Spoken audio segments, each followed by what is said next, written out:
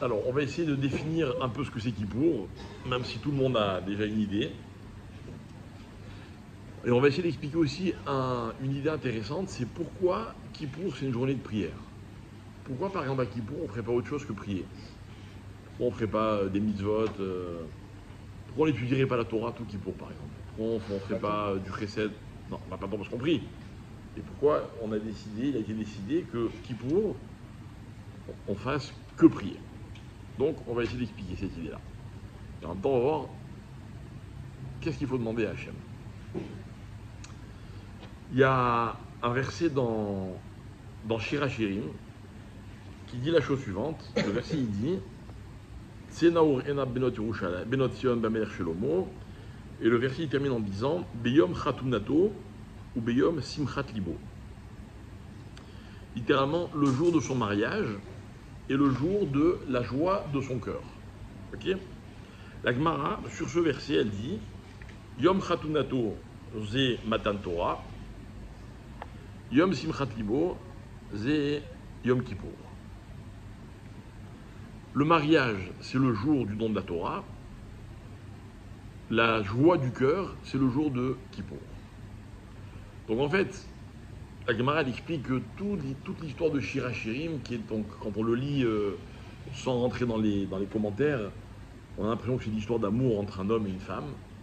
Et en fait, les Ramim nous expliquent que c'est l'histoire de la relation entre Israël et Akadosh Baruch Hu. Et donc sans arrêt, la Gemara elle fait des rapprochements par les phrases qui sont écrites.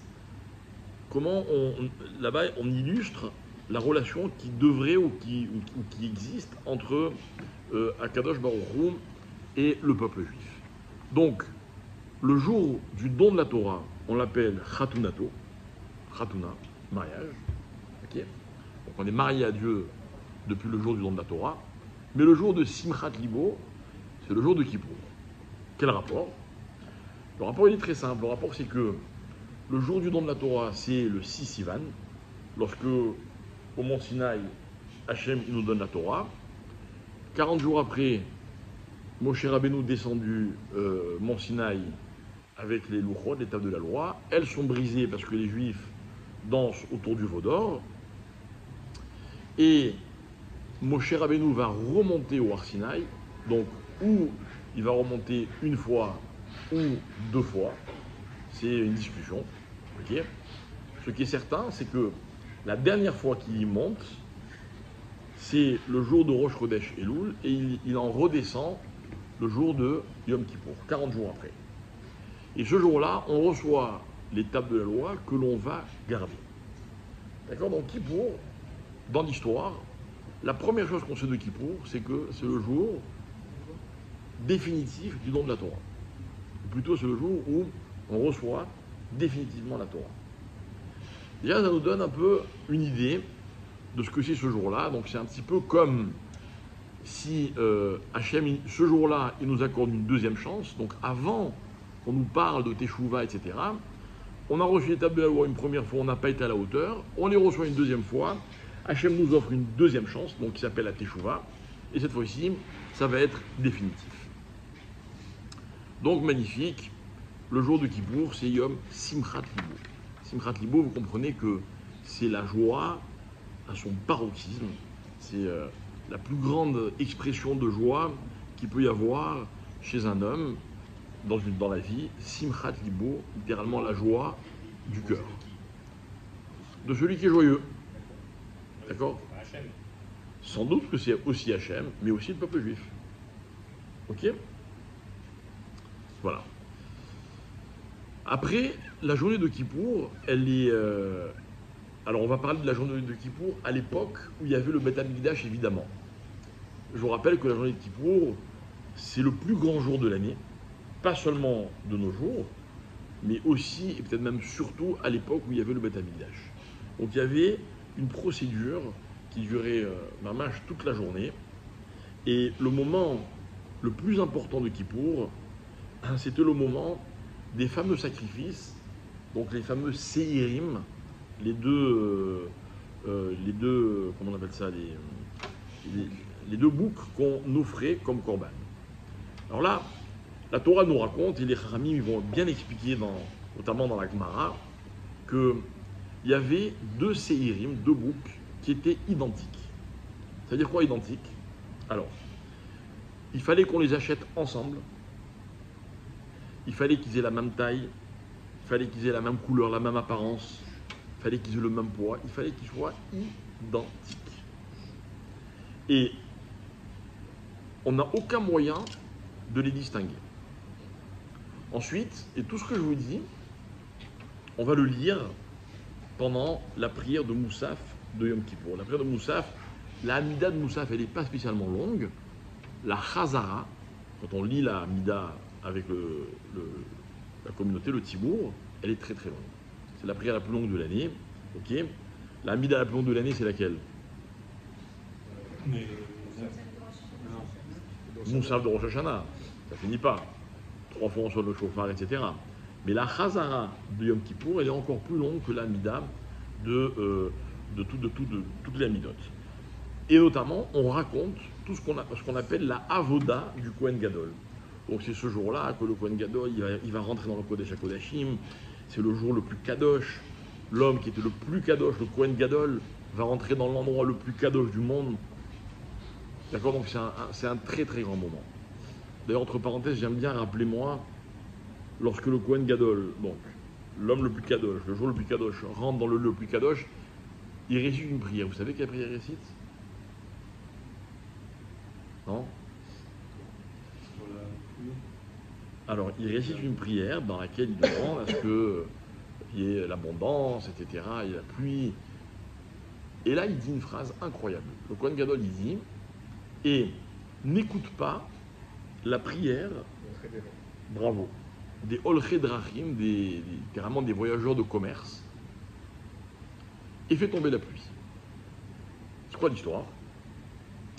Le Kohen Gadol, il dit comme ça, il dit voilà, nous on te demande la pluie. Maintenant, il est possible qu'un jour, il y ait un voyageur, à l'époque quand on voyageait, c'était à pied, qui se retrouve sur la route, tout seul, peut-être qu'il fait nuit, et peut-être qu'à ce moment-là, il se met à pleuvoir.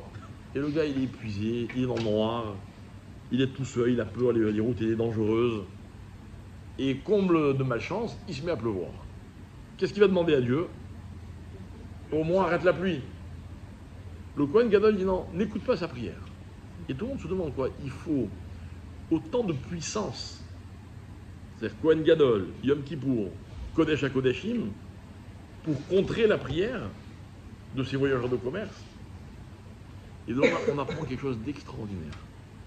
Le voyageur de commerce, c'est une personne qui est vulnérable. Elle est toute seule sur la route, la nuit, sous la pluie. Quand il prie, c'est sûr que la prière, elle va être sincère. Le gars, il va demander à Hachem, je t'en supplie Hachem, arrête la pluie.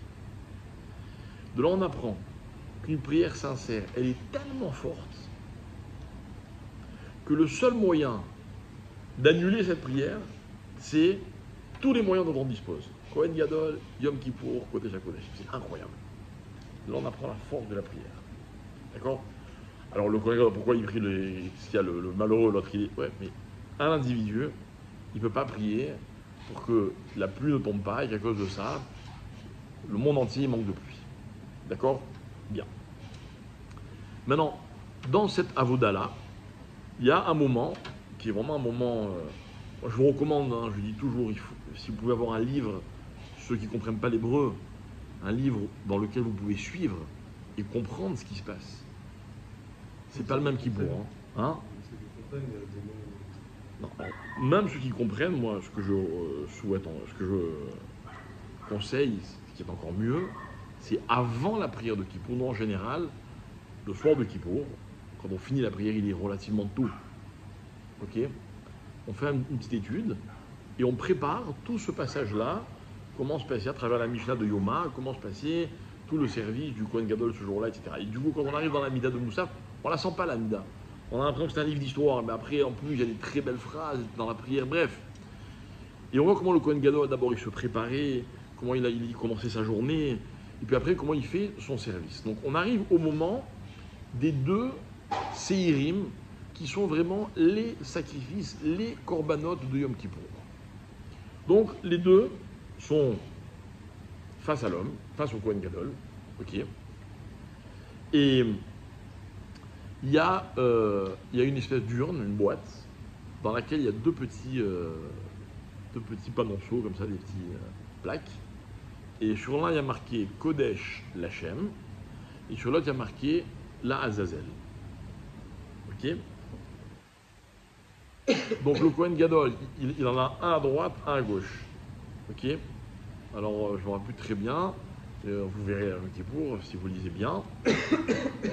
En choisissant, donc il met sa main et il sort un des panonceaux, ok. Et c'est grâce à ce tirage au sort, on peut dire, qu'on va savoir lequel des deux boucs va aller être sacrifié sur le Misbéach, et donc son sang va rentrer jusqu'au Kodesh HaKodashim, et l'autre, il va aller à Azazel. C'est quoi Azazel? Azazel, c'est une espèce de falaise qui était à quelques heures de marche du Beth Amikdash, et on le lançait, on le jetait de la falaise. Il y avait un Kohen qui était destiné à ce travail-là. Il allait jusqu'à cette falaise avec l'animal, et là il le jetait, et l'animal il se démembrait, dit la Mishnah, et il mourait comme ça. D'accord? Bon, il y a plein d'explications, hein. Donc, il y a deux animaux. Un qui va être le sacrifice suprême, et un qui va être, quoi? L'inverse. Regardez comment les Chachamim, ils expliquent la différence qu'il y a entre les deux. Écoutez bien. Ils disent comme ça. Celui qui va être sacrifié sur le Misbéach, il va aller, écoutez bien la destination, il va aller l'ifnaï velifnim. Comme ça est marqué dans la Mishnah. Ça veut dire littéralement à l'intérieur de l'intérieur. Celui qui va aller à Azazel, il va aller la chutz, à l'extérieur. Ok? Le plus grand combat de la vie, c'est quoi?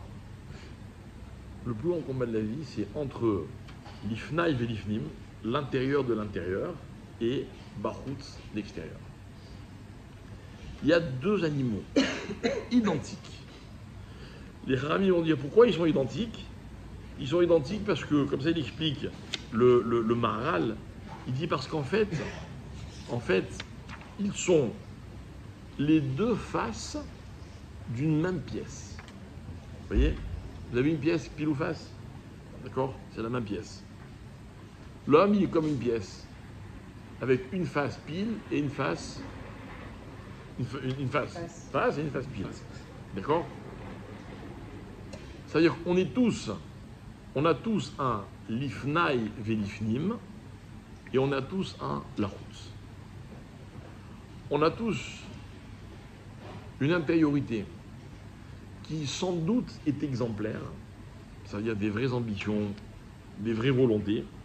On a tous malheureusement une espèce d'influence, une espèce d'attirance vers la route.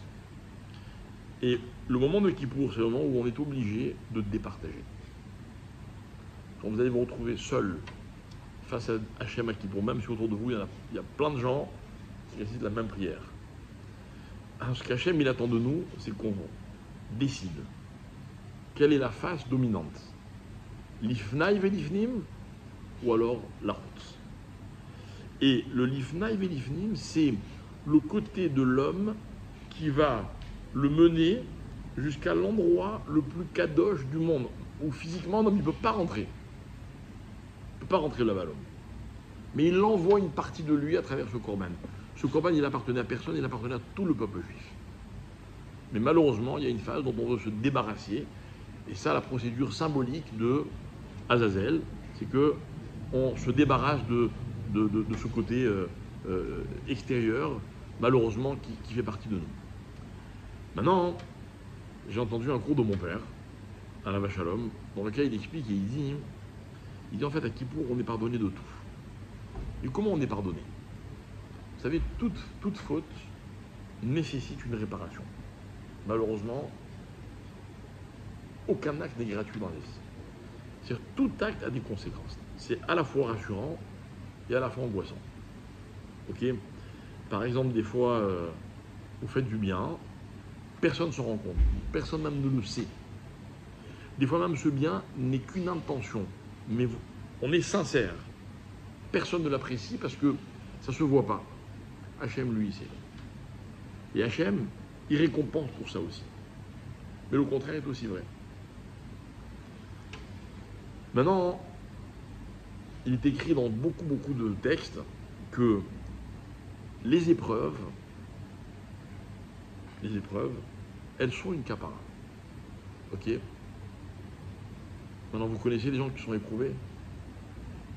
Tout le monde est éprouvé. Des petits, des grands, des moyennes. On a tous des épreuves. La Gemara, elle cite toutes les épreuves possibles. Il y en a plein des épreuves. Donc la Gemara, elle dit, quelqu'un qui ouvre un livre et il ne tombe pas directement sur la page dont il a besoin. Et il est obligé de chercher. Ça s'appelle une épreuve. La Gemara dit, celui qui met la main dans sa poche ou dans son porte-monnaie pour retirer une pièce, et puis il a besoin de 2 shekels, et il n'y en a qu'un seul qui vient, il faut qu'il remette la main et qu'il ressorte encore un shekel, ça s'appelle une épreuve. Ok? Maintenant, il y a des épreuves qui sont beaucoup plus grandes. En général, on a tendance à croire que les épreuves, elles sont envoyées par Dieu. Voilà, moi je mets la main dans la poche, je sors qu'un seul shekel, c'est qui a voulu qu'il n'y ait qu'un seul shekel qui sorte? Ou bien qu'il sorte une pièce de 1 demi-shekel et pas une pièce de 1 shekel? C'est Hachem, n'est-ce pas? Très bien. Mais il existe des épreuves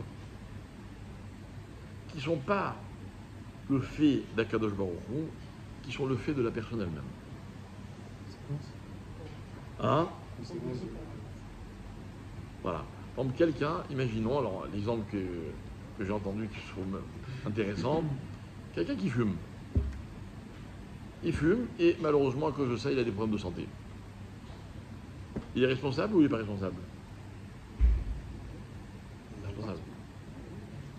Quelqu'un qui fait du mal et à cause de ça, il se fait des ennemis. Ok? Il est responsable. Eh bien, la dimension de Azazel, c'est la dimension de toutes ces épreuves qui, a priori, ne sont pas, on n'a pas l'impression, on n'est pas sûr qu'elles viennent d'Hachem. Et Hachem, il fait comme si c'est lui qui nous les avait envoyées. C'est-à-dire que même les épreuves de ma vie, dont je suis entièrement responsable, sont considérées par Hachem comme si c'était des épreuves que lui, il avait décidé de m'envoyer. C'est incroyable. Incroyable. C'est qu'en fait, toutes les contrariétés de la vie, quelles qu'elles soient, même si c'est de ma faute. Imaginons quelqu'un, voilà, je dis une bêtise, hein, il dépense son argent n'importe comment. Il va jouer, il perd tout son argent. Et à cause de ça, il est en galère financièrement. Nous, qu'est-ce qu'on va dire? On va dire, tant pis pour lui. Il n'a qu'à faire attention. Non. La souffrance dans laquelle il se retrouve, dans laquelle il s'est mis lui tout seul, est considérée par Hachem comme une épreuve. Donc elle apporte aussi une capara. Ça, c'est le principe de Azazel. Voilà. Bon, c'est juste une petite parenthèse que je referme très vite. Ok? Donc, dans cette procédure de Yom Kippour, on va donc voir que Akadosh Baruch Hu, donc que le Kohen Gadol, il va faire tout ce fameux service pour que les bénis Israël soient pardonnés de leurs fautes, ok, et que cette double allégeance dans laquelle l'homme évolue en permanence, eh bien, permette aux hommes de définir ce qui est vraiment à l'intérieur d'eux-mêmes et ce qui ne fait pas partie intégrante de ce qu'ils sont. Maintenant,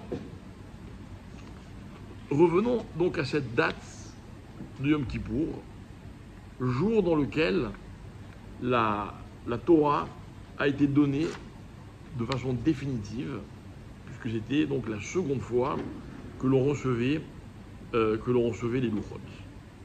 Ok? Alors, il y a marqué que la faute en général, elle a une conséquence. la première conséquence de la faute, de tout le mal qu'un homme peut faire, même quand ce sont des fautes qu'on a commises, des fois de façon involontaire, la faute, elle recouvre l'homme d'une espèce de carapace qui s'appelle dans le langage des Chachamim, qui s'appelle Zohama. Zohama, imaginez quelqu'un, je sais pas moi, il plonge dans l'huile, il ressort, son corps il est huileux, n'est-ce pas? Pour s'en débarrasser, ça va être compliqué. Imaginez quelqu'un, il va faire un massage, le masseur il lui met plein d'huile, enfin le masseur si c'est un monsieur évidemment, hein. C'est une femme, c'est une masseuse, ok. Après il va se doucher, mais encore, son corps il va encore être huileux, ça s'appelle Zohama. Zohama c'est une espèce de pellicule pas propre, qui colle à la peau de l'homme, et malheureusement qui fait écran avec ce que l'homme il aimerait bien découvrir. Alors des fois il y a des choses qu'on aimerait comprendre dans la vie, on n'arrive pas à les comprendre, à cause de cette Zohama qui nous vient de toutes les erreurs qu'on a commises. Ok? Je vais expliquer dans un instant ce que ça veut dire. On va un peu plus rentrer dans la profondeur de cette idée-là. Mais, il est écrit dans la Gemara que lorsque Dieu a donné la Torah, donc le 6 Sivan, lorsqu'on est tous au pied du mont Sinaï, lorsque Dieu s'adresse à l'homme, aux hommes, et qu'il leur dit « Anochi Hachem », « Je suis Hachem », à ce moment-là, le peuple juif a connaissance de la vérité, puisqu'il est confronté à la vérité absolue, Hachem, et il est débarrassé complètement de cette Zohama, comme si le peuple juif était tout d'un coup tout propre. Propre comme s'ils n'avaient jamais fauté. Et c'est dans ces conditions que le peuple juif reçoit la Torah. On aurait pu garder cet état. Malheureusement, on n'en a pas été capable. Le peuple juif a fauté par le veau d'or et la Zohama est revenue sur le peuple juif. La deuxième fois, lorsque on va recevoir les deuxièmes tables de la loi,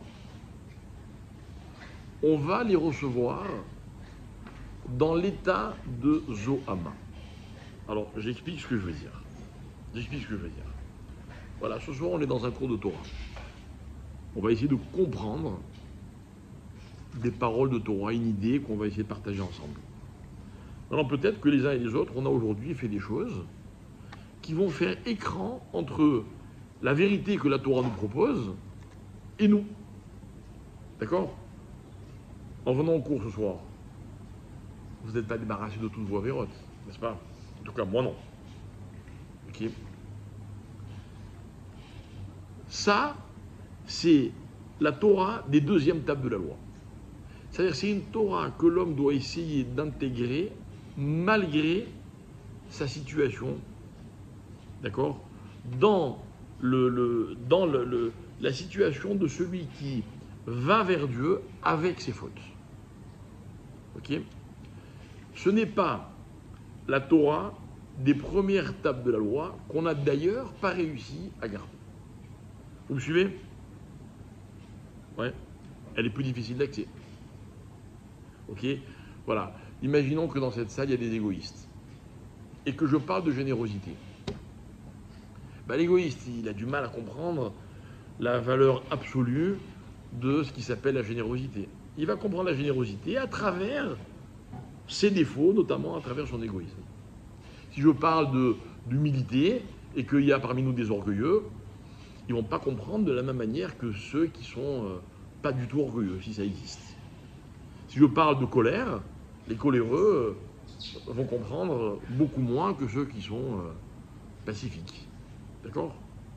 Si je parle du Shabbat, ce sera beaucoup plus difficile pour quelqu'un qui n'observe pas le Shabbat de comprendre Shabbat que pour quelqu'un qui vit son Shabbat avec intensité toutes les semaines, etc., etc. Malheureusement, ce sont les deuxièmes tables de la loi. C'est-à-dire que l'homme est condamné, depuis la faute du veau d'or, à tenter d'intégrer, de comprendre la Torah malgré ses travers, ses défauts, ses faiblesses. Ok? On ne peut pas se débarrasser de nos faiblesses. C'est un fait. On peut essayer de se corriger, on peut essayer de se perfectionner, Des fois, on arrive en faisant un vrai travail qui dure longtemps, etc. On arrive, on peut évoluer. C'est le but. Ok. Mais écoutez bien, on ne peut pas attendre d'être parfait pour comprendre la Torah. La seule chose que je vous demanderai, je ne parle pas évidemment à vous forcément, mais c'est la Torah qui nous dit, qui nous le demande, c'est d'accepter que, étant donné nos faiblesses, nos défaillances, on doit être conscient qu'on ne peut pas comprendre l'intégralité du message. Voilà. Si je suis quelqu'un d'égoïste, bon ben je vais me travailler, ça va prendre du temps. Alors au moins, je me dois d'être suffisamment honnête pour comprendre que je ne vais percevoir de la générosité que ce que je suis capable de percevoir. C'est pas que je veux mettre fin au débat, mais vous comprenez aisément que si demain je fais un cours sur le Shabbat et que quelqu'un qui me pose une question alors qu'il observe le Shabbat, il va comprendre ma réponse d'une certaine façon. Mais si en face il y a quelqu'un qui ne sait pas ce que c'est le Shabbat, il ne le fait pas, il ne peut pas comprendre de la même manière. Il faut juste l'admettre, c'est tout, c'est pas grave. C'est pas grave. Moi, quand je vais chez le médecin, j'admets qu'il y a des choses qu'il dit que je ne comprends pas complètement. Bah, je ne suis pas médecin. J'ai pas fait les mêmes études que lui. Mais si on me parle de quelque chose qui me concerne, je vis cette chose-là, forcément, je vais pouvoir mieux la comprendre. Ok? Ça nous donne. Les premières tables de la loi, c'était pas. Les premières tables de la loi, c'était quelque chose, c'était magique. C'était un espèce de cadeau qu'on a reçu. Attention, il y a eu tout un parcours de la sortie d'Égypte jusqu'au nom de la Torah, rappelez-vous. Il y a 49 jours, 50 dimensions qu'on va franchir une après l'autre, etc. Ok? Mais la faute du veau d'or, elle va nous scléroser.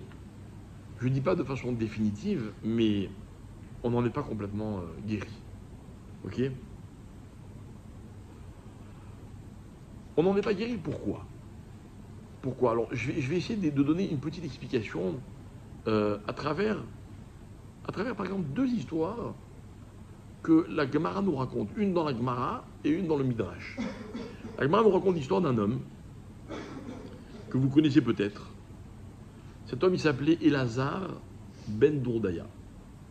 Qui c'est Elazar ben Dourdaya? C'est un homme, dit la Gemara, qui faisait toutes les fautes possibles, imaginables. En tout cas, en ce qui concernait les femmes. La Gemara, elle dit de cet homme-là, un truc incroyable. Elle dit, il n'y avait pas une prostituée dont il n'avait pas loué les services. Dès qu'il entendait parler d'une femme, il disait, je suis obligé d'aller la voir. Et il allait, il faisait le tour du monde. Enfin, le tour du monde, c'est un grand mot. Mais là où il pouvait arriver, il allait. D'accord? Cet homme-là, c'était un cas complètement désespéré. D'ailleurs, on l'appelle, son père s'appelait Dourdaya. Et la Gemara, elle explique, elle dit Dourdaya, c'est un espèce de dépôt que l'on trouve tout au fond des tonneaux de vin. Et vous savez, dans le vin, il y a des dépôts dont on peut faire quelque chose, qui peuvent avoir une utilité. Mais il y en a d'autres dont on ne peut rien faire. Celui-là s'appelle Dourdaya. Et lui, il n'était pas Dourdaya. Il était fils de Dourdaya. Et dans la Torah, fils, ça ne veut pas dire simplement la filiation, ça veut aussi dire la provenance. C'est-à-dire que lui, il n'était pas de déchet, il provenait d'un déchet. Vous voyez, genre, c'est encore pire. D'accord? Mais il avait une chance pour lui, c'est quoi? Quel était son prénom? Elazar. Elazar, ça veut dire quoi? Eliezer, pardon. Celui que Dieu aide. Bon. Mais il ne le sait pas encore. La Gemara raconte qu'un jour, il entend parler d'une femme, et on lui dit qu'elle est exceptionnelle. Mais elle a deux défauts. Elle a un tarif exorbitant. Et deuxièmement, elle était dans un pays très éloigné. La Gemara dit,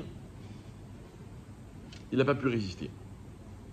Il a mis un certain temps pour ramasser la somme dont il avait besoin. D'accord? Donc vous voyez, c'est pas qu'il y a une préméditation, c'est qu'il s'est carrément investi, quoi. Et puis, il entreprend le voyage. Et la Gemara, elle dit, il va devoir traverser 7 fleuves. D'accord? Et il va. Alors, il y a un rave qui s'appelle le Raphaël Friedlander qui donne un très beau commentaire. Il dit, en fait, cet homme, Il est allé faire la faute comme on est censé faire les mitzvot. Bechol evavecha, bechol nafshecha ufrol modecha. De tout son cœur, de toute son âme et de tous ses moyens. Et il arrive chez cette femme. Et voilà que cette femme, qui était évidemment un grossier personnage, la Gemara nous raconte un détail sordide, en tout cas pour le moins trivial. Elle laisse échapper un gaz pendant le feu de l'action. Incroyable que la Gemara, elle raconte des trucs pareils. Ok. Maintenant, apparemment, elle était un peu philosophe, vous voyez. Elle dit, tu vois, de la même manière que cette air, ce gaz, il est sorti de là où il était contenu, et puis il s'est évaporé, il s'est échappé, il s'est dissipé, et on ne pourra jamais le ramener à sa source. Et bien toi, Elazar Ben Dourdaya, toi aussi, tu ne pourras jamais revenir à ta source. Genre, t'es un cas désespéré. Ok. La Gemara dit qu'il a entendu cette phrase. À ce moment-là, de cette femme, genre il aurait très bien pu se dire, c'est elle qui me donne des leçons. Non. Il est frappé de plein fouet. Il sort de chez cette femme, il comprend que son cas est vraiment grave. Il comprend que normalement, il ne peut pas faire tes choix. La Gemara raconte qu'il se met à pleurer. D'abord, il implore. C'est très beau, la Gemara, c'est un texte qui est assez long. Elle dit qu'il se tourne vers le ciel. Et il dit, ciel, aide-moi, je ne pourrais pas m'en sortir tout seul. Et le ciel dit, non, je ne peux pas t'aider. Ramana va des versets où on voit qu'à la fin des temps, même le ciel sera jugé. Donc, je ne peux pas t'aider, il faut que je m'occupe de mon cas. Alors il se tourne vers la terre, qui lui fait la même réponse. Il se tourne vers les montagnes, vers les océans, vers les végétaux. Il implore tout le monde. Et tout le monde dit, on est désolé, on est déjà préoccupé par nos problèmes, on ne peut pas s'occuper de toi. Alors il aura une phrase qui va devenir mythique. Il va dire, j'ai compris. En adavar taloui ela bi. En fait, j'ai compris. La chose ne dépend que de moi. C'est mon problème, c'est à moi de le régler. Il n'y a que moi qui peux le régler.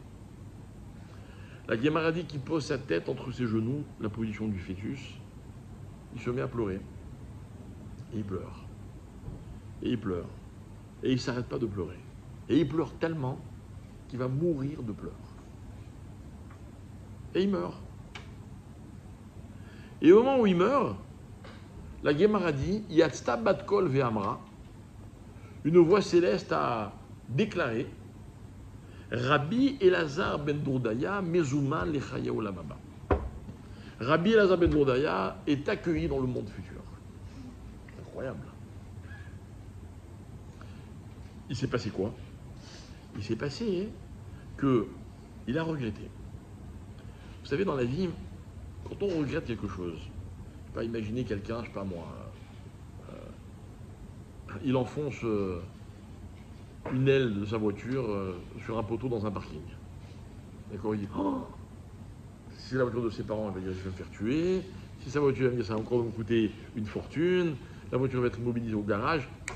Quel dommage, j'ai pas fait attention. Si je pouvais revenir juste avant et faire attention, bon, c'est pas possible, hein, mais c'est un rêve.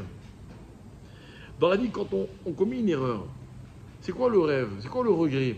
Le regret, c'est notre imagination qui nous ramène juste avant cette erreur. Imaginez que ce soit possible, ce serait magnifique. Bien. Donc lui, les rabbins vont expliquer qu'il a regretté. Il s'est dit, bon, je regrette vraiment la faute que j'ai faite. Si je pouvais revenir juste avant la faute. Mais il s'est rappelé à ce moment-là que juste avant la faute, il y avait une autre faute. Donc il s'est dit, bon, alors c'est pas hier, c'est avant-hier.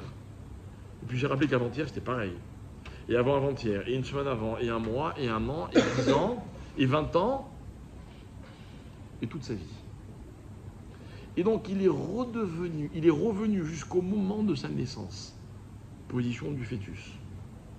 Et donc, c'est pas qu'il est mort, c'est qu'il a voulu littéralement annuler sa vie.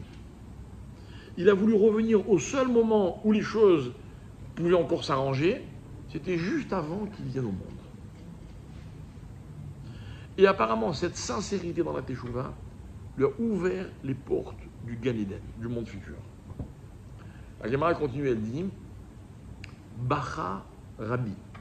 Rabbi, le fameux Rabbi de la Mishnah, quand il a entendu cette histoire, il s'est mis à pleurer. Et il a dit, c'est incroyable, il y a des gens, pour gagner leur place là-haut, ils mettent des années. Et il y a des gens, en un instant, ils gagnent leur place dans le monde futur. Quand on lit ce texte, on a l'impression que Rabbi, il est peiné ou il est choqué de l'injustice. Genre quoi, moi je bosse toute ma vie, et lui en un instant il arrive il arrive là où moi je veux arriver. Mais pas du tout. C'est pas ça qu'il faut comprendre. Rabbi se dit, mais regardez, l'énergie dont est capable une personne. Si moi, je mettais dans chaque heure de ma vie les mêmes énergies que lui il a mis dans sa dernière heure, mais où je pourrais arriver? Si lui en une heure il a été capable, mais moi qui passe toutes mes heures de ma vie dans la proximité de Dieu, mais où j'aurais pu arriver avec la même énergie? Donc c'est une belle histoire, elle finit bien en tout cas. Mais c'est quoi la leçon, mes chers amis? C'est quoi la leçon? La leçon, explique les Rachamim, mais c'est là que je voulais vous emmener. La leçon, elle est que dans la vie d'un homme, il y a un danger. Vous savez qu'il y a le plus grand danger de la vie? Qu'est-ce qu'il y a de plus dangereux dans la vie? Ne pas décider. Quelqu'un d'autre a une autre idée? Raté. Rater. Moi, j'y vois rien de dramatique de rater, mais bon. Raté, c'était Le désespoir. Quelle est la chose qui nous empêche le plus d'avancer dans la vie? la peur. Comment? Non, il y a pire, il y a bien pire.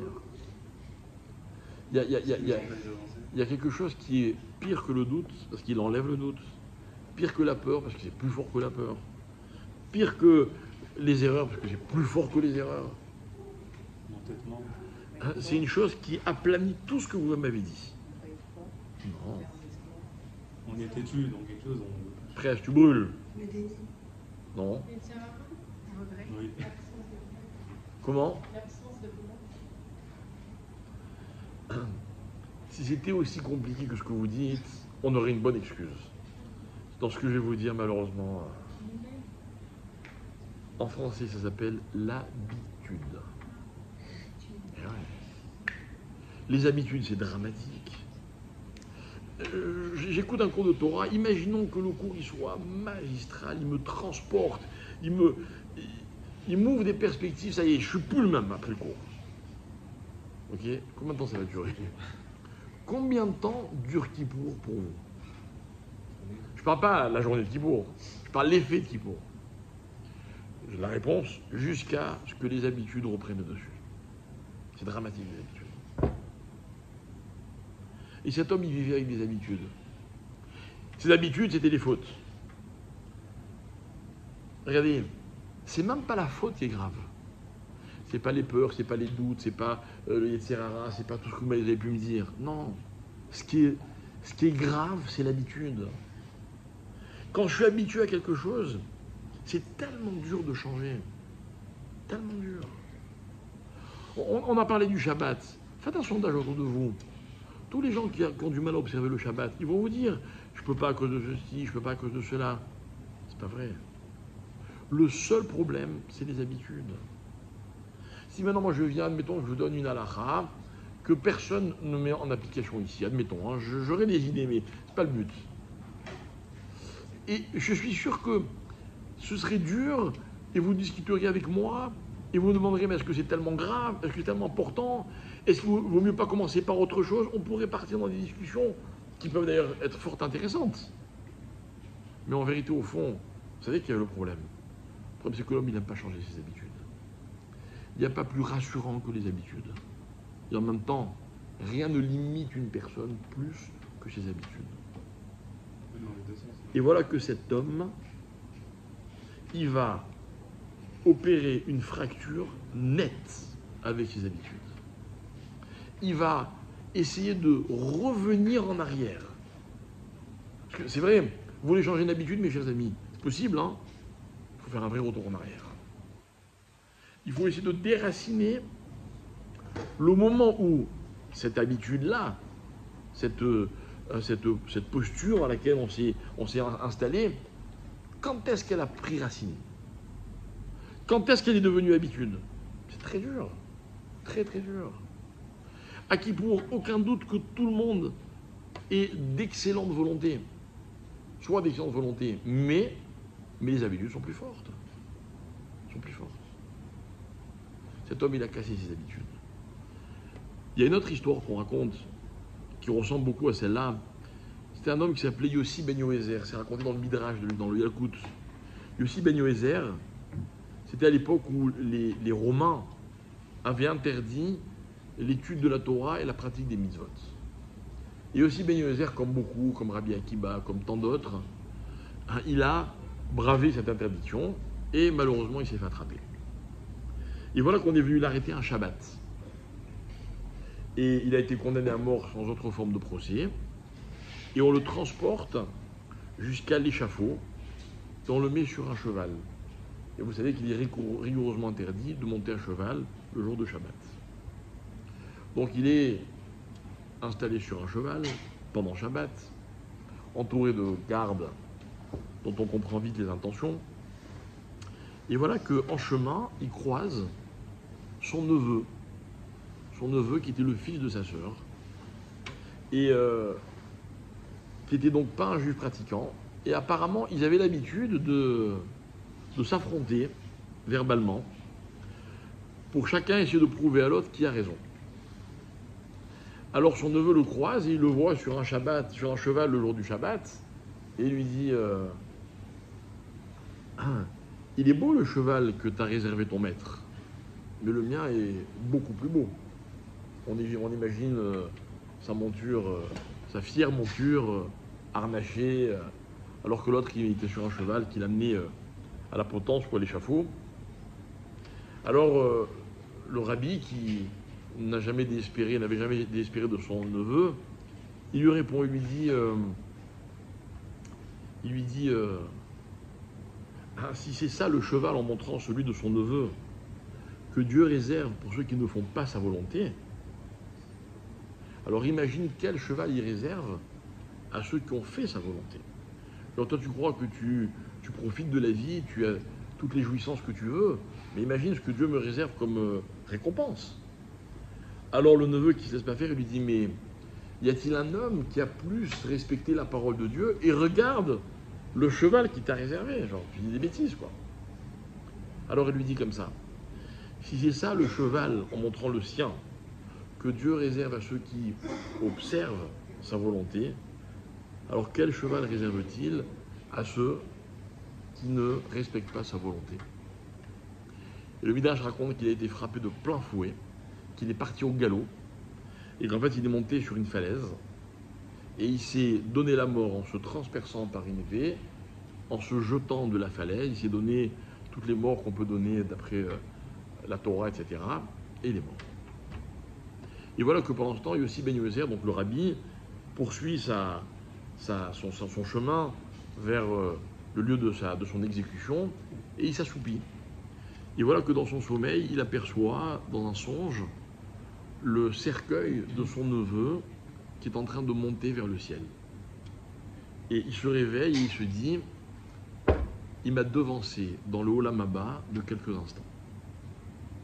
Et en fait, il a vu que cet homme avait fait une vraie teshuva, et sa teshuva avait été acceptée, et donc il était accueilli dans le monde futur.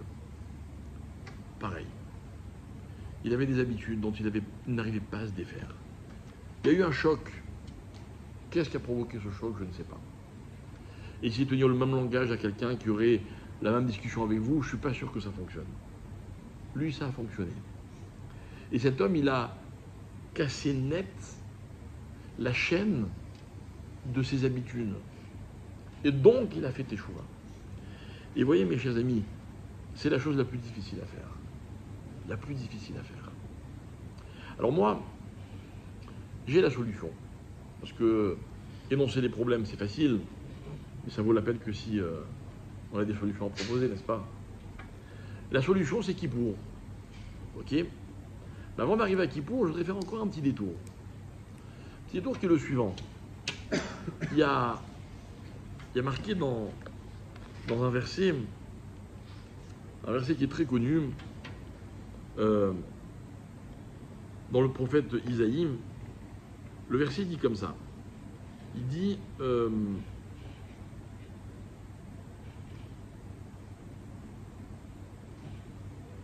je vous cite la fin du verset. Le verset, il dit Ulvavo yavin. Donc, traduit avec moi. Ulvavo yavin va comprendre.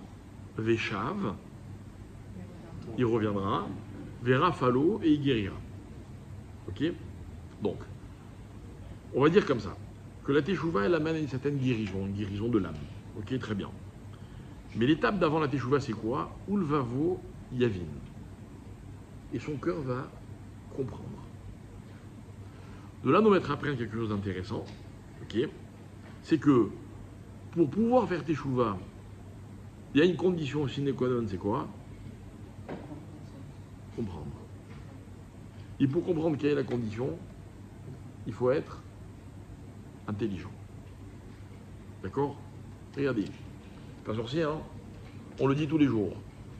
Tous les jours, on dit dans la Mida, la première bracha, c'est ce qu'on appelle Birkat Avot. La deuxième, c'est celle de Mechaya Metim. La troisième, c'est de Atakadosh. Et après, on commence toutes les demandes, on exprime toutes les demandes qu'on a à faire à Dieu. Quelle est la première chose qu'on demande à Dieu? Dat. Ata chonen le adam dat. Ou melamed le enosh bina. Hachem, donne-nous l'intelligence. Il y a des gens, s'ils avaient dû choisir, ils auraient peut-être préféré qu'on commençait par, je sais pas moi, la parnassa. D'autres auraient commencé par la santé. C'est vrai, il y a tellement de choses importantes. Non, non. Nous, on commence par l'intelligence. Et qu'est-ce qu'on dit juste après Atachonen? C'est quoi la bracha qui suit? Ashivenu Hashem et Toratecha. Fais-nous faire teshuva. Regardez, il n'y a pas de teshuva s'il n'y a pas d'intelligence. Ulvavo yavin, veshav verafalo. D'accord? Alors, venons, on essaie de comprendre parce que c'est magnifique. Ok? L'intelligence, c'est quoi? L'intelligence, c'est un sens que Dieu fait cadeau à l'homme.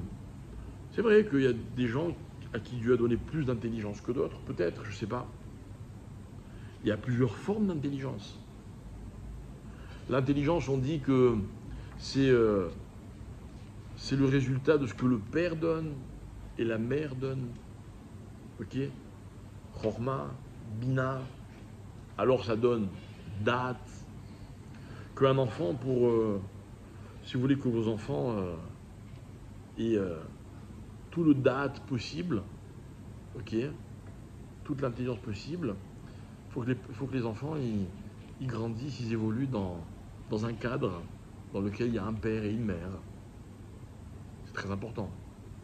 C'est pas seulement la constitution psychologique ou psychique ou affective d'un enfant, c'est carrément ses capacités intellectuelles. Ok? Bon, c'est un autre thème. Toujours est-il que l'intelligence est une nécessité pour faire teshuva.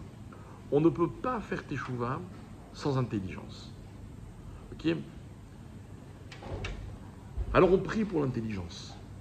On demande à Hachem de nous donner l'intelligence. La Gemara raconte dans un texte très intéressant de la Gemara du traité de Sanhédrin. Là-bas, il y a tout un texte qui raconte que les sages d'Égypte, et je vous rappelle que l'Égypte était une civilisation très, très aboutie, et les sages égyptiens, donc on dirait aujourd'hui les philosophes, avaient interrogé un chacham, et il avait posé un certain nombre de questions. Et la Gemara, elle rapporte ces discussions, c'est vraiment passionnant. En fait, ce sont les sages d'Alexandrie, d'accord, qui parlent à Rabbi Yoshua ben Hanania, dans la Gemara de Nida, pardon, pas de Sanhédrin. Ok? Et là-bas, la Gemara, elle raconte toutes les questions qui sont posées. Et il y en a une qui est la suivante. Il demande Ma Yaase Adam Veyerkam. Donc, les sages qui ne sont pas juifs, donc les sages d'Alexandrie, demandent à Rabbi Yoshua ben Hanania, d'après la Torah, que doit faire un homme pour devenir intelligent? Ça vous intéresse la réponse? Ouais. Je suis pas sûr. Hein. Bon. Alors voilà ce qu'il répond. Il dit Yarbe beyeshiva veyemaet bisrora. Qu'il étudie beaucoup de Torah et qu'il travaille peu. Ok. Alors, Ramim, ils expliquent ce texte de la Gemara.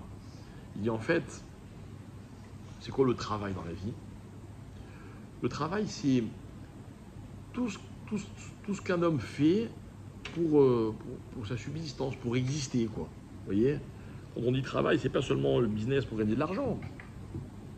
C'est quand il va faire des courses, quand il va changer de voiture, s'acheter des vêtements, réparer sa maison, faire des travaux, d'accord? En fait, tout ça sont des choses qui, intellectuellement, dissipent l'homme. Vous voyez, le monde environnant dans lequel on vit est plein de raisons de nous laisser dissiper. On a souvent tendance à croire que dans la vie, pour être un personnage complet, il faut être bon dans plein de domaines. D'accord? Donc il faut avoir un travail, il faut avoir un hobby, il faut avoir une passion, il faut aimer un peu le sport aussi, il faut faire plein de choses. Rabbi Yoshua ben Hanania, il dit le contraire. Il dit non, en fait, plus un homme se concentre, et plus il a des chances d'être intelligent. Et c'est quoi la Torah? La Torah, en fait, c'est un moyen pour l'homme de garder son esprit concentré sur quelque chose. Et moi, je vais vous dire, je rajoute, pour avoir tenté l'expérience. Hein. Malheureusement, je pense qu'on n'étudie jamais assez. Mais bon, dans ma vie, moi, j'ai eu des années où la seule chose que je faisais, c'était étudier la Torah. Vous ne pouvez pas imaginer à quel point la difficulté de l'étude de la Torah, c'est la concentration. C'est la concentration. Réussir à ne pas penser à autre chose. C'est colossal. Vous savez, un jour, j'ai échangé avec un homme qui était très fâché avec moi. Mais vraiment, il m'en voulait grave. Et pourquoi il m'en voulait? Parce que j'avais eu le malheur d'aider sa fille à faire teshuva. Et sa fille était devenue religieuse, un drame. Et le summum du drame, c'est qu'un jour, elle a rencontré un garçon religieux qui étudiait dans une yeshiva. Et pour le père, c'était une catastrophe. Il me téléphone, il me dit, il faut que je vous voie d'urgence. C'est un monsieur très autoritaire. Et donc je vais le voir. Bon, je respecte. D'accord? Et vraiment, il m'a dit de tout. Mais, bon, moi, à titre personnel, je n'étais pas très embêté. Mais j'avais de la peine pour lui, parce qu'il considérait, et je pèse mes mots, que quelqu'un qui ne fait qu'étudier la Torah et qui s'enferme dans l'étude de la Torah, c'est un imbécile. Et il me dit, vous comprenez, ma fille est très intelligente, elle ne pourra jamais passer sa vie avec un homme qui étudie la Torah. Il avait des vrais arguments. Hein. Et vous comprenez, ce sont des gens fermés, qui se coupent du monde, qui ne vont pas à l'armée, mais tout sorti. Ok. Et moi, je lui avais dit une chose, un argument, et il m'avait avoué que cet argument, non pas qu'il était d'accord pour que sa fille épouse ce garçon, qu'elle n'a d'ailleurs pas épousé, mais en tout cas, il m'avait dit, cet argument, j'avoue, qu'il change ma façon de voir les gens qui étudient la Torah. Je lui ai dit, vous savez, je reconnais que poursuivre des études et réussir des examens, c'est très dur.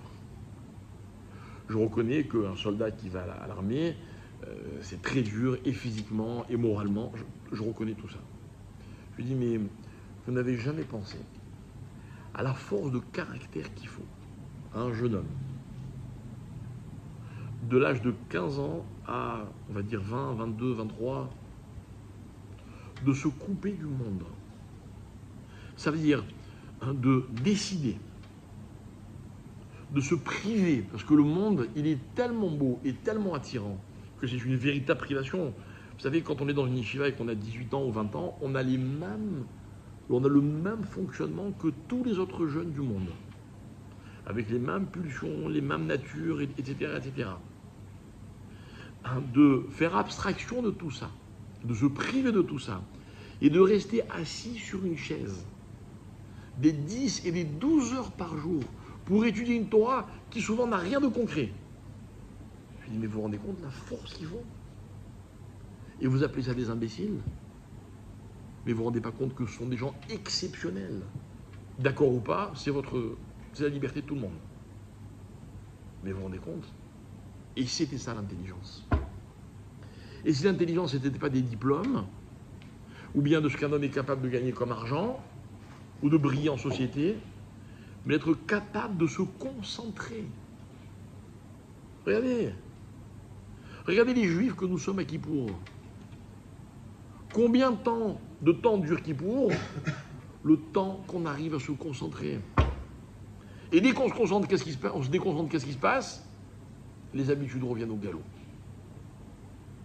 Ça veut dire qu'en fait, c'est quand on se concentre qu'on découvre réellement qui on est. Mais vous savez ce que c'est se concentrer à Kippour? Moi, je vais vous dire quelque chose. J'ai jamais réussi à faire ce qu'on appelle Tani Dibour à Kippour. Les gens qui font le jeûne de la parole à Kippour. Et pire, les gens qui font Tani Dibour autour de moi, je les admire autant que ce qui m'agace. C'est vrai, c'est tellement sympathique, une petite blague de temps en temps, ça détend l'atmosphère, ok? Mais ils ont raison.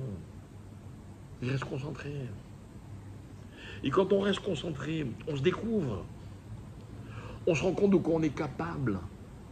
Or, c'est quoi les enjeux à Kippour? C'est de convaincre Dieu de ce qu'on est vraiment. Mais pour ça, il faut d'abord en être soi-même convaincu. Donc on va se concentrer. Et si vous permettez, c'est ça, la véritable définition de l'intelligence. Vous savez ce que c'est quelqu'un d'intelligent? C'est quelqu'un qui se connaît. C'est quelqu'un qui sait de quoi il est capable. C'est quelqu'un qui sait dans quoi son temps vaut la peine d'être investi. Si c'est un homme d'affaires, il saura dans quoi son argent vaut la peine d'être investi, c'est bien. Mais il n'aura pas forcément résolu ce problème dans quoi lui, il vaille la peine qu'il s'investisse. C'est normal, il est concentré en permanence. C'est normal, il vit dans un monde d'appât, d'attrait. Et ne me dites pas que le monde n'est pas attrayant, il est fait pour être attrayant. Et les hommes se cassent la tête en permanence pour le rendre encore plus attrayant.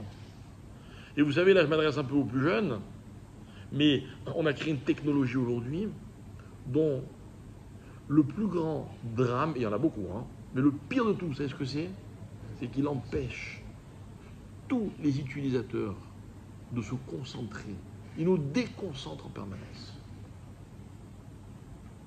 J'ai jamais vu quelqu'un écouter un cours entier avec un téléphone à portée de main sans jeter au moins un coup d'œil pendant un cours. Comme si c'était impossible. C'est fou. Pourquoi? C'est attrayant. C'est attrayant. Eh bien, Rabbi Elazar ben Dordaya, ça a duré un moment, mais il ne s'est pas déconcentré. Il est allé jusqu'au bout. Il ne faut pas aller jusqu'au bout. Il ne faut pas faire comme lui. Mais lui, il est allé jusqu'au bout. Le neveu de Yosef ben Yosef, il est allé jusqu'au bout. On ne va pas... Vous savez, la Gemara demande pourquoi on l'appelle Rabbi, le Elazar ben Dordaya, pourquoi on l'appelle Rabbi? Rabbi de quoi? Rabbi, c'est quelqu'un qui connaît la Torah, qui l'enseigne aux autres, n'est-ce pas? C'est ça un Rabbi. Mais lui, Rabbi de quoi? Il n'a jamais étudié un mot de Torah, il n'a fait que des bêtises dans toute sa vie. Pourquoi on l'appelle Rabbi?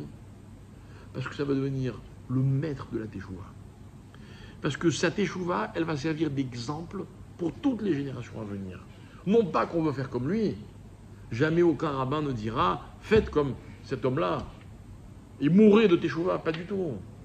Au contraire, on va nous apprendre à vivre avec la Teshuvah. On va se servir de son exemple. Il est allé jusqu'au bout. Or, dans la vie, aller jusqu'au bout, c'est être capable de se concentrer. D'ailleurs, je vais vous dire, dans la vie, ce que l'on fait bien, c'est ce que l'on fait en se concentrant.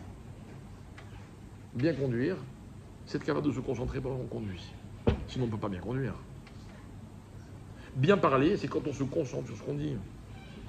Vous avez des gens qui vous font des phrases, des demi-phrases, des quarts de phrases, qui changent de sujet sans arrêt, on ne peut pas parler avec eux. Vous avez des gens qui essaient de prier, Ça dure 5 minutes, 10 minutes, puis après ils n'arrivent plus. Vous avez des gens qui travaillent, ça peut être des médecins, des avocats, des ce que vous voulez, des artisans.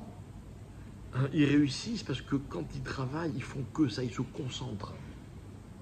Eh bien la Torah, c'est l'exemple type de ce qu'est la concentration. Parce que je vais vous dire quelque chose, mes chers amis, il n'y a pas de Torah sans concentration.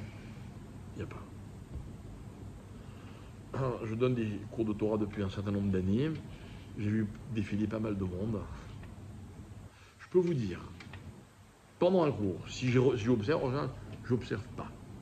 Vous savez pourquoi? Parce que ça risque de me déconcentrer. Mais si j'observais, je pourrais vous dire pour qui le cours va être profitable et pour qui c'était une balade touristique. Ou un moyen de rencontrer du monde, ou de sortir, ou je ne sais quoi. C'est la concentration. C'est ça, Ata, Ronen, Leadam, Da'at.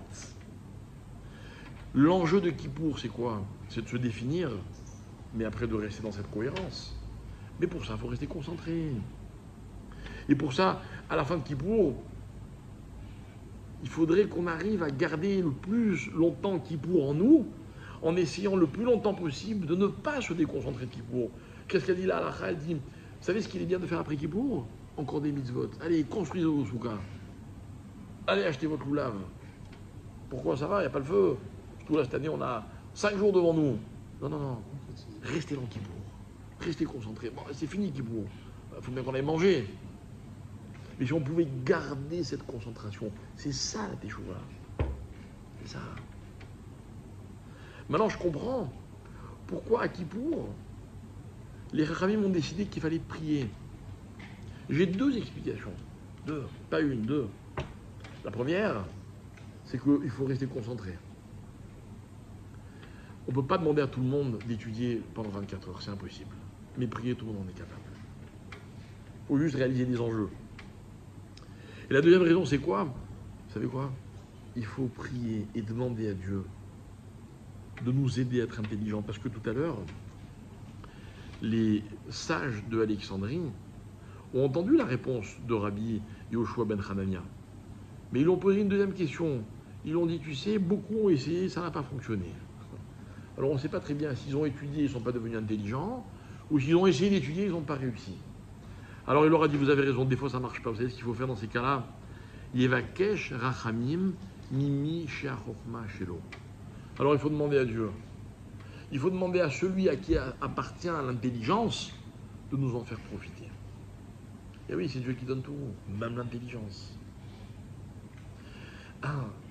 Peut-être que finalement, l'une des prières qu'il faudrait insérer pas dans le texte, mais au moins dans nos intentions, dans nos kavanotes à Kippour, c'est de demander à Hachem de nous aider à réaliser, à être intelligent, à comprendre la valeur de cette journée. Je vais vous dire quelque chose. Kippour, comme vous, je le redoute. C'est vrai, c'est pas facile de rentrer dans Kippour. On a toujours peur de se manquer. On a toujours peur de ne pas supporter le jeûne. Est-ce qu'on va être bien assis? Est-ce qu'on va avoir trop chaud, pas trop froid? N'est-ce pas? C'est dur Kippour. Pourtant, tous les ans, quand je suis dans Kippour, je me dis, on devrait en faire un deuxième dans l'année. Vous voyez, c'est un peu le moment où on arrive là où on devait arriver à Kippour. Mais ça ne peut pas venir en 5 minutes. C'est après des heures et des heures et des heures de prière. Après des heures de concentration. Vous voyez, grâce à la concentration, on fait le point. On arrive à se positionner, comme on l'a dit la semaine dernière. Quelque part, on se définit un petit peu. Les choses prennent un sens. On se découvre. Mais si on n'est pas concentré, c'est pas possible. Si on est dans nos habitudes, vous voyez pourquoi les habitudes sont embêtantes? Parce que les habitudes, c'est l'antithèse de la concentration. On est des fois tellement habitués qu'on fait les choses par réflexe. Combien de fois dans la vie on fait des choses, on ne se rappelle même pas si on les a faites ou pas. Par exemple, dans la prière. Allez, ne me dites pas que ça vous est jamais arrivé. Vous dites, attends, j'ai fait ce passage ou pas? Ouh, je suis arrivé un peu vite là. J'ai pas sauté quelque part. Quel constat d'échec. C'est ça une prière. On n'est même pas capable de se rappeler ce qu'on a dit ou ce qu'on n'a pas dit. Eh ouais. Voilà pourquoi dans la Mida, la première chose qu'on demande à Dieu, c'est cette intelligence-là, de savoir donner aux choses la valeur qu'elles méritent. Je poursuis, on va aborder notre conclusion. C'est toute la différence qu'il y a eu entre les premières tables de la loi et les deuxièmes. Écoutez bien. Les premières tables de la loi, on nous les a fait cadeau. Hachem nous a débarrassés de toute cette carapace, excusez-moi le terme, de toute cette crasse qui nous enveloppait, qui nous réenveloppe depuis d'ailleurs. Hein. Mais la deuxième, ça va pas être comme ça. La deuxième, il va falloir la mériter. La deuxième, Hachem nous dire, allez, priez. Peut-être j'exaucerai vos prières. Ils n'ont pas fait Kippour lors des premières tables de la loi. Peut-être même d'ailleurs qu'ils sont arrivés un peu trop en détente. On dit qu'ils se sont levés tard ce jour-là. À cause de ça, tous les ans à Shavuot, nous qu'est-ce qu'on fait? On veille pour ne pas risquer d'arriver en retard. À Kippour, on ne se relâche pas une seconde. Ok, on va dormir, parce qu'on ne pourrait pas sans s'arrêter 24 heures. Vous savez, il y a une question intéressante. Dans toutes les fêtes qui sont célébrées en dehors des rites d'Israël, il y a 2 jours. Pourquoi? Parce qu'il y avait un doute sur la vraie date, etc. Donc du coup, il y a 2 jours de Pessah, 2 jours de Sukkot, 2 jours de Simchat Torah, 2 jours de... Pourquoi il n'y a pas 2 jours de Kippour? Ils sont cohérents. S'il y a un doute dans la date, il faudrait faire 2 jours. Ben sachez qu'il y a des grands tzadikim qui faisaient 2 jours. Je ne sais pas si de nos jours ça existe encore. Hein. De suite, bah oui, sinon on va rien dire. Que le deuxième jour commence avant que le premier se termine. Et pourquoi on n'a pas imposé 2 jours? Parce que c'est pas possible. Non, c'est pas possible. C'est pas possible. Parce qu'on n'est pas capable. C'est pas pareil. On ne peut pas imposer à la collectivité, au Tzibour, quelque chose de trop difficile. Mais dans l'absolu, il aurait fallu faire 2 jours. En tout cas, pour ceux qui sont pas en Eretz Israël, mais l'idée est intéressante. Donc nous, on a 24 heures. Moi, il y a toujours, je m'amuse comme ça, ça m'aide ça me stimule pendant Kippour. À Rosh Hashanah, il y a 2 soirs de Harvit, 2 prières de Harvit, il y a 2 fois Shacharit, il y a 2 fois Moussaf. Je me suis manqué la première fois, j'ai la deuxième pour me rattraper. Des fois, la première, j'avais une pêche d'enfer. La deuxième, je suis un peu fatigué, je dis bon, c'est pas grave, au moins il y a eu la première. À Kippour, il n'y a pas... Il y a un Harvit, un Shacharit, on ne peut pas se permettre de les rater, quoi. On ne peut pas se relâcher. Ça veut dire qu'en fait, à Kippour, on se donne à fond pour mériter. Donc on a 3 raisons de prier, vous voyez. D'abord pour mériter. Deuxièmement, pour demander à Dieu de nous aider, ne serait-ce que par l'intelligence. Et la troisième chose, comme on l'a dit, c'est c'est quoi la troisième chose? C'est quoi les 2? On a dit l'intelligence et la concentration. Et la concentration. D'accord? Bien. Alors on va terminer comme ça. Donc on va essayer de mériter. Voilà, Kippour, je vous avoue, c'est une journée difficile. Pire, il faut qu'elle soit difficile. Il faut qu'elle soit difficile. Voilà. Plus vous aurez faim, plus ce sera pénible de rester debout. Plus vous aurez du mal à ne pas discuter. Plus les chaussures en toile, bon, d'un jour, grâce à Dieu, on est gâtés, on a tous des paires de baskets très confortables, ok. Mais plus Kippour sera pénible, mes chers amis, et plus on accomplira la mitzvah de la Torah qui dit Ve'initem et nafshotechem. Vous souffrirez. Vous aimez souffrir? Ne me répondez pas parce que on risque de ne pas être d'accord sur la réponse. C'est quoi la réponse? Les premières tables de la loi, on les appelle Beyom Khatunato, le mariage. Vous savez ce que c'est le mariage? Le mariage, écoutez bien, hein, c'est un cadeau de Dieu. C'est-à-dire que vous croyez, je parle à ceux qui ne sont pas encore mariés, hein, vous croyez que vous allez choisir vos conjoints? Non. Tous les couples que je connais, enfin presque tous, il y a un moment dans l'histoire du couple où ils se demandent pourquoi celui que j'ai épousé, pourquoi c'est elle que j'ai épousée. Vous ne cassez pas la tête, hein, c'est Dieu qui décide. Moi je le dis, je le redis, je le re-redis, et j'assume. Hein. on peut épouser n'importe qui. J'ai envie de vous dire le premier qui vient, mesdemoiselles, la première qui vient, il faut l'épouser. C'est du temps perdu. Mais bon, bref, c'est pas le sujet de ce soir. D'accord? Mais c'est pas ce jour-là qui est appelé Simchat Libo. Vous savez quel jour est appelé Simchat Libo? Le jour de Kippour. Le jour où on galère. Le jour où on fait des efforts. Le jour où on mérite ce qu'on va recevoir, ce qu'on va être. Parce que moi, quand j'arrive à la fin de Kippour, vraiment, pourquoi j'aime ce moment de Neïla? Pas parce qu'on va manger bientôt. Non. Vous savez pourquoi? Parce que c'est le moment de l'année dans lequel je me reconnais le mieux. C'est le moment de l'année où j'ai le plus l'impression d'être moi-même. Et vous savez, à ce moment-là de la vie, j'aimerais même remercier tous les gens que j'aime en leur disant merci de m'avoir laissé 24 heures tout seul. Parce qu'on est seul, hein, qui pourra. On a tous des parents, des conjoints, des enfants, on les adore, hein. Mais à Kippour, on met les yeux dans les yeux avec Hachem. Hein. Il n'y a pas, je suis le fils d'un tel, ou mon grand-père était rabbin, non, ça ne marche pas du tout ça. C'est moi. Mais j'ai besoin de ça. J'ai besoin de me retrouver seul. Et le résultat de tout ça sont des efforts. C'est de dire, mais quelque part, je me suis découvert. Kippour, c'est la meilleure psychothérapie qui existe au monde. Et en plus, c'est gratuit. À part si vous l'achetez des mitzvot, ça c'est votre problème. C'est magnifique. Je me retrouve à moi-même. Je fais un examen de moi-même. Je me débarrasse de toutes mes habitudes. Mes habitudes, vous savez ce que c'est? C'est de porter les chaussures que j'ai envie de porter. C'est de manger quand j'ai faim. C'est de m'asseoir quand j'ai envie de m'asseoir. C'est de parler avec qui je veux. C'est ça mes habitudes. Eh bien là, non. Je me débarrasse de toutes ces habitudes. Les ramis me disent pourquoi on se met debout, les pieds joints quand on fait la mida, on est comme les anges. On dit que les anges, ils n'ont pas de deux pieds. S'ils tiennent debout, c'est parce qu'ils ont un pied. S'ils tiennent debout. Eh bien nous aussi. Nous aussi. Alors quand vous allez faire la mida qui dure un peu longtemps, et je vous recommande de la faire la plus longue possible, ok, et que vous aurez mal aux pieds, vous vous dire, bon, quand est-ce que je peux m'asseoir? Dites-vous, mais attends, je suis comme un ange. Je me suis débarrassé de tout. Pareil, les anges, ils ne mangent pas, ils ne discutent pas. C'est-à-dire qu'on se dépasse. Eh bien, mes chers amis, il n'y a que dans le dépassement de soi, qui est obligatoirement le résultat d'un effort, qu'on peut connaître ce que c'est Simchat Libo, la joie de mon cœur.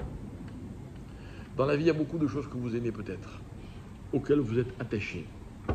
Des fois même sentimentalement. On vous les a données, on vous les a offertes. Mais vous savez ce qu'il y a de plus précieux pour un homme, pour un être humain dans sa vie? C'est ce qu'il a mérité. Rien n'est plus précieux que ce qu'il a mérité. C'est ça le résultat d'un effort. C'est ça, Yom Simchat Libo.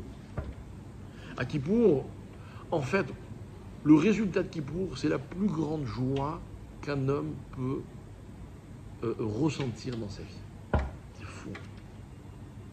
C'est fou. C'est par hasard si Yom Kippour s'appelle Yom HaKippourim. Comme Purim. Si Purim est un grand jour, j'aurais plutôt imaginé qu'on dise que Purim est comme Yom Kippour. Non, non. C'est Yom Kippour qui est comme Purim. Pourquoi? Parce que Yom Kippour, il y a marqué dans la Megillah, à la fin de la Megillah, on est déjà plus très concentré, il y a marqué Hadur Kibloua. Ils ont reçu la Torah une deuxième fois dans la joie. Et celle-là, on ne l'a plus jamais perdue. Alors peut-être qu'on est arrivé un peu sale, peut-être que ce n'était pas les mêmes tables de la loi, ce n'était pas la même dimension, peut-être que depuis ce jour-là, eh ben, il faut qu'on fasse plus d'efforts, c'est vrai. Mais justement, chaque effort, il est l'accession à quelque chose. À quoi? À une joie profonde, intense. À la joie qui s'appelle, rappelez-vous le début du cours, l'ifnaï velifnim. Vous savez, je vais vous dire quelque chose, on terminera là-dessus. La plus belle différence qu'il y a entre l'intériorité d'une personne et son côté extérieur, en d'autres termes, ce qu'il est vraiment, et toutes les influences qu'il subit, vous savez, quand ça se voit, c'est dans la joie que ça se voit. Il y a des tas de joies, mes chers amis, qu'on vit, qui sont des joies extérieures. Il y a un événement joyeux, je suis joyeux. J'ai gagné au loto, je suis joyeux. Il s'est passé ceci, je suis content. Tout le monde est de sourire, moi aussi. Ça c'est chutz. Mais il y a des rares moments de joie dans la vie dans lesquels j'ai besoin de rien, de personne. Je produis ma propre joie, je la trouve en moi. Ça c'est Kippour. Ça c'est Yom Simchat Libou. Alors voilà, je vais donner un indice. Pas pendant Kippour, à la fin de Kippour. Vous saurez à la fin de Kippour si vous avez vraiment réussi votre Kippour. Comment est-ce que vous sentez cette joie intense, profonde? N'allez pas le raconter aux autres, ils ne comprendraient pas de quoi vous parlez. Au mieux, ils vous diraient « Ah ouais, moi aussi ». Mais vous direz « Mais non, rien à voir ». Mais c'est vrai. Mais cette joie, elle est profonde et intense. Pas moi qui le dis, c'est inversé dans Shir HaShirim. Vous savez comment s'appelle Shir HaShirim dans la tradition? Il s'appelle Kodesh Kodashim. Et comment on a nommé nous le Kodesh Kodashim, le Saint des Saints? On l'a appelé Lifnaï et Lifnim. C'est-à-dire une histoire qui aurait pu paraître vulgaire, d'un berger et d'une bergère qui se cherchent parce qu'ils sont fous, amoureux l'un de l'autre, etc. Non, non, chez nous c'est Kodesh Kodashim. Elle exprime ce qu'un homme est capable de ressentir au plus profond de lui. C'est-à-dire le sentiment vrai. Le sentiment vrai, on l'a tous, mes chers amis. Il faut juste aller le chercher. Yom Kippour, c'est la journée qui m'aide à me retrouver à moi-même, à me chercher et à me trouver. Pour ça, il faut beaucoup d'intelligence, beaucoup prier, beaucoup se concentrer, beaucoup faire des petites barrières autour de soi, chacun à sa façon, pour ne pas être perturbé, pour ne pas être dérangé, pour être avec soi-même, pour regarder Hachem droit dans les yeux dans les yeux avec Hachem. Quel rêve! Au moins un jour dans l'année. Alors je suis sûr qu'on en sera tous capables si Dieu veut, et que Hachem, quand il va voir ça, il va complètement craquer. Il va dire, mais tout ce qu'ils veulent, je leur donne. Et tout ce que vous voulez à cause de beaucoup, si Dieu veut, il vous l'accordera pour l'année prochaine. Voilà, merci beaucoup.